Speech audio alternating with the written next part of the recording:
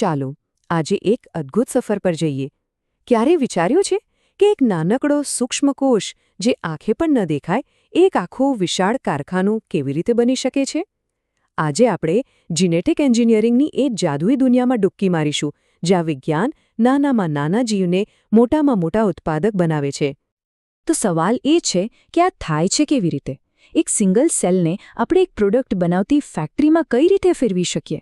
આ જ તો આખી પ્રક્રિયાનો પાયો છે. ચાલો આ રહસ્યને સ્ટેપ બાય સ્ટેપ સમજીએ. આપણી આખી સફર મુખ્યત્વે 6 તબક્કામાં વહેંચાયેલી છે. આપણે એક જીનેટિક બ્લૂપ્રિન્ટ બનાવવાથી શરૂ કરીશું, પછી એને કોષમાં નાખીશું, એ કોષોને લાખો કરોડોની સંખ્યામાં ઉછેરીશું અને છેલ્લે તૈયાર થયેલા ઉત્પાદનને શુદ્ધ કરીશું. ચાલો શરૂ કરીએ. કોઈ પણ મોટું કામ શરૂ કરતા પહેલા સૌથી જરૂરી શું હોય? એકદમ પરફેક્ટ પ્લાન, એક માસ્ટર પ્લાન. બાયોટેકનોલોજીની દુનિયામાં આ માસ્ટર પ્લાન એટલે ડીએનએનો એક ખાસ ડિઝાઇન કરેલો ટુકડો. તો આ માસ્ટર પ્લાનને વૈજ્ઞાનિક ભાષામાં કહેવાય છે પુનઃસંયોજિત ડીએનએ. અને એકદમ સરળ રીતે સમજીએ તો આ એક કસ્ટમ મેડ જેનેટિક રેસિપી છે. વૈજ્ઞાનિકો શું કરે? એ લોકો અલગ અલગ જીવોમાંથી કામના ડીએનએ ટુકડા લે છે, એમને પ્રયોગશાળામાં જોડે છે અને એક એવી નવી સૂચના બનાવે છે જે કોઈ ખાસ પ્રોડક્ટ બનાવવાનો આદેશ આપે.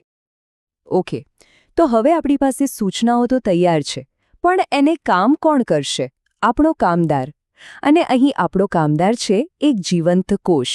એટલે હવેનું પગલું છે આ સૂચનાઓને આપણા વર્કર સેલ સુધી પહોંચાડવી. આખી પ્રોસેસને આપણે 3 સિમ્પલ સ્ટેપ્સમાં જોઈ શકીએ છીએ. પહેલું, આપણે આપણો ખાસ ડીએનએ બનાવીએ છીએ. બીજું, આપણે એને ઈ કોલાઈ જેવા એકદમ સામાન્ય અને ફટાફટ વિકસતા બેક્ટેરિયાની અંદર દાખલ કરીએ છીએ.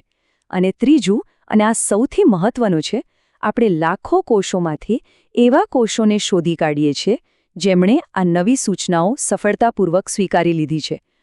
પણ આટલા બધા કોષોમાંથી સાચા કોષને ઓળખવો કઈ રીતે? તો સાચા કોષને શોધવા માટે વૈજ્ઞાનિકો એક બહુ જ સ્માર્ટ ટ્રિક વાપરે છે. એ લોકો શું કરે કે જે મુખ્ય ડીએનએ છે ને એની સાથે એક બીજું નાનકડું જનીન જોડી દે છે, જેને પસંદગી માનચિહ્ન કહેવાય. માની લો કે આ જનીન એમ્પિસિલિન જેવી એન્ટીબાયોટિક સામે લડવાની તાકાત આપે છે. પછી શું? બધા કોષોને એમ્પિસિલિનવાળા માધ્યમમાં ઉછેરવામાં આવે છે. પરિણામ, જે કોષોમાં આપણો ડીએનએ નથી ગયો એ બધા મરી જાય છે, અને જે બચી જાય છે એ જ છે આપણા સુપર વર્કર કોષો. ખરું ને? એકદમ સ્માર્ટ રીત. ચાલો, તો આપણને આપણો સુપર વર્કર કોષ મળી ગયો. પણ એક કોષથી તો કંઈ ન થાય. આપણો ધ્યેય તો મોટા પાયે ઉત્પાદન કરવાનો છે. આ માટે હવે આપણે એ એક કોષમાંથી અબજો કોષોની ફોજ તૈયાર કરવાની છે. આ સ્ટેજને કહેવાય છે ઘાતાંકીય વૃદ્ધિ ફેઝ. અહીં આપણા પસંદ કરેલા કોષોને એકદમ મસ્ત પોષણ અને પરફેક્ટ વાતાવરણ આપવામાં આવે છે. એટલે એ લોકો બહુ ઝડપથી વિભાજન પામે છે. 1માંથી 2, 2માંથી 4, 4માંથી 8, અને જોતજોતામાં તો એની સંખ્યા લાખો, કરોડોમાં પહોંચી જાય છે. એક આખી સેના તૈયાર. અને હવે આવે છે મેઇન ઇવેન્ટ. આ કરોડો કોષોની સેનાને હવે એક ખાસ જગ્યાએ કામે લગાડવામાં આવે છે. આ જગ્યા એટલે બાયોરિએક્ટર. સમજી લો કે આ જ આપણું અસલી કારખાનું છે, આપણી ફેક્ટરીનો પ્રોડક્શન ફ્લોર. તો આ છે આપણું કારખાનું, બાયોરિએક્ટર. આ કોઈ સાદું વાસણ નથી હોતું, હા. આ એક અત્યાધુનિક મોટું કન્ટેનર છે. એની અંદર આપણા કોષોને કામ કરવા માટેનું એકદમ આદર્શ વાતાવરણ પૂરું પાડવામાં આવે છે. એક સારી ફેક્ટરીની જેમ જ બાયોરિએક્ટરમાં બધું જ કંટ્રોલમાં હોય છે. અંદર બધું બરાબર મિક્સ થાય એના માટે એક આંદોલક સિસ્ટમ હોય છે. કોષોને શ્વાસ લેવા માટે ઓક્સિજન પહોંચાડવાની સિસ્ટમ હોય છે. તાપમાન અને પીએચ લેવલને પણ એકદમ ચોકસાઈથી જાળવવામાં આવે છે. આ બધું જ એ સુનિશ્ચિત કરે છે કે આપણા કોષો ખુશ રહે અને વધુમાં વધુ ઉત્પાદન કરે. અને જ્યારે હું કહું છું મોટું કન્ટેનર, ત્યારે મારો મતલબ ખરેખર મોટો છે. આ બાયોરિએક્ટરનું કદ 100 લીટરથી લઈને 1000 લીટર કે પછી એનાથી પણ અનેક ગણું મોટું હોઈ શકે છે. વિચારો કેટલા મોટા પાયે ઉત્પાદન થતું હશે.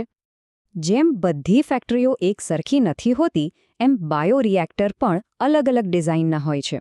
દાખલા તરીકે આ જમણી બાજુ સ્પાર્સ્ડ ટેન્ક બાયોરિએક્ટર છે.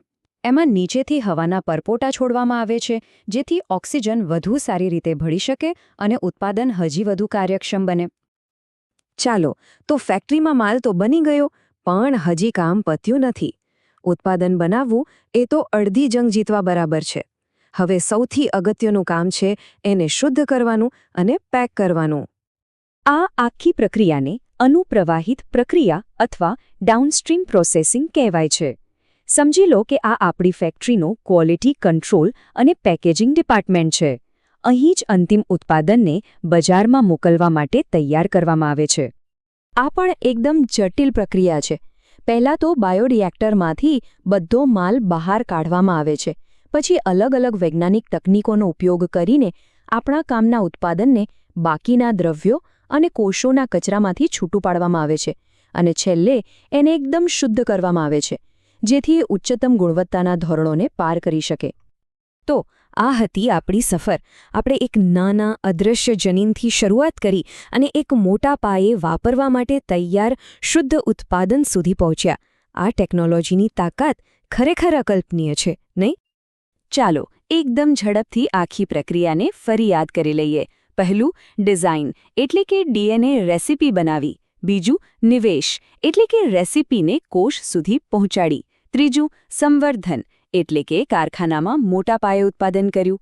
અને ચોથું, શુદ્ધિકરણ એટલે કે અંતિમ ઉત્પાદનને પેક કરીને તૈયાર કર્યું. અને આ જ તો બાયોટેકનોલોજીનો જાદુ છે. એક સૂક્ષ્મ સ્તરના વિચારને, એક નાનકડી જીનેટિક સૂચનાને વાસ્તવિક દુનિયામાં ઉપયોગમાં લઈ શકાય એવા મોટા પાયાના ઉત્પાદનમાં ફેરવી નાખવું. આ ખરેખર એક કોષને કારખાનામાં ફેરવી દેવા જેવું જ છે. આપણી આજની સફર અહીં પૂરી થાય છે, પણ એક બહુ જ રસપ્રદ સવાલ છોડી જાય છે. હવે જ્યારે આપણે કોષ પાસેથી આટલું અદ્ભુત કામ કરાવવાની કળા શીખી લીધી છે, તો ભવિષ્યમાં આપણે આ શક્તિનો ઉપયોગ શું નવું બનાવવા માટે કરી શકીએ? આના વિશે વિચારવું પણ કેટલું રોમાંચક છે.